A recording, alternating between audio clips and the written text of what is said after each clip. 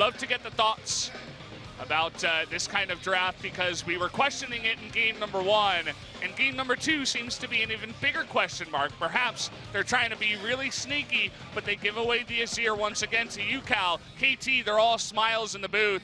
I'm sure they're happy about this draft so far. 7th game of Azir, so far 6-0, so very much on paper a great pick, and even with the nerfs, great lane priority established, they will go Braum for the level 1 as well. You would imagine, to try to recreate what they did in game number 1. They always have the Kalista, they might even draw a Kalista ban, as insane as that sounds with the power level of the champion. Kuro decides very quickly to go with the old crown favorite, go for the Vel'Koz into the Azir. We've seen UCal play this once as well.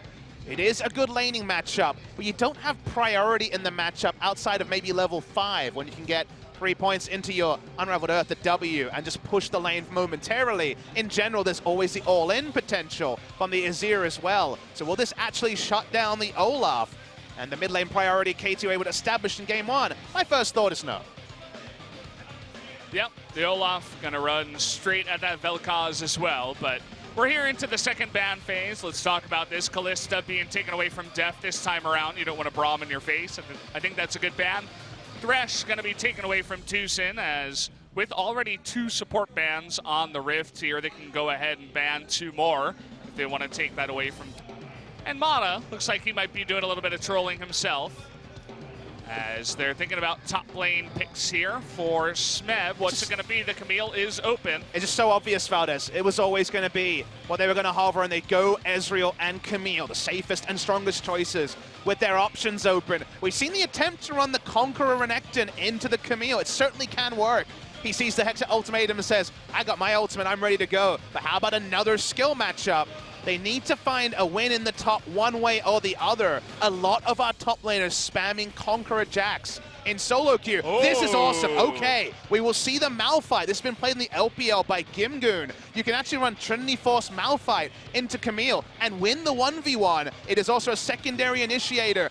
This is where Afrika finally can show us what their extra preparation has brought. The LPL special comes out. It's Malphite top against the Camille. When you get into semifinals, you have to have trump cards when you come into this. And Afrika, we mentioned it before, what's going to be the sneaky pick they bring in? What are the coaches going to plan for this matchup? Turns out to be Malphite into the Camille. It looks like they read it really well that the Camille would come out as well. It was almost an insta-lock into the Malphite. But they don't get the value you traditionally expect. When we saw it in LPL and other regions, it was against a Varus. It was against a less mobile mid laner. In a reverse situation, the Malphite would be very strong against Vel'Koz and Varus. This is very strong for the 1v1. And of course, with summoners down, with abilities. Rush has to be careful, he's only level 5, but so's Kuro, so yeah, it's no ultimate to go down, no life disintegration ready to go down onto him. All I'm saying is, level 1s haven't been in meta recently, and KT just bring it back on 3 days prep, and it seems like Afrika aren't ready for a very proactive level 1, facilitated largely by the power of Braum. Yeah.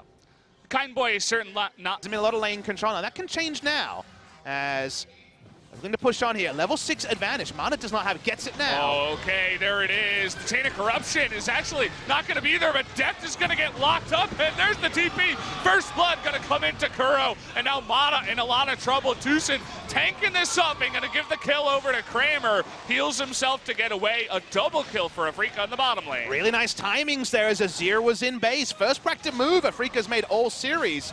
Rush pops the Predator just to try to keep the turret up. Whoa, okay. He's going in. Trying to go in there, 1v4, does push Kramer back, and he saves the turret. And that's what the play is for. It looks completely Rambo, because effectively it is, but it's aggression knowing that with the Ragnarok he'll get out, and keeping the turret up is all that matters. Looking for the snipe, doesn't get it. Doesn't get the back there on Tucson either. Extending the laning phase is very important for Rush. That's why he probably got the call from Mada or Death saying, we need the turret up, because Ezreal is always about deciding when you rotate. 2-item Ezreal shows up in other lanes, not tier Ezreal still working on his first completed item. They need the extended laning phase to get the Ezreal to the point of power where you want to wield him in other lanes, and that's why Rush has to use his Flash, Predator, and Ragnarok to keep the turret up. Yeah.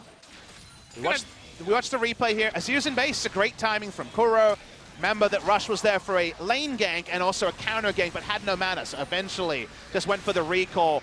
Great timing from Afrika. Awkward that Kramer took How Keen slowly seems to be trying to become Smeb. Their champion pool is very... That's not slow. Okay, they're trying to go in there, and now they're going to get the hook there onto UCal. He does go down, getting extremely low. One auto attack on a rush.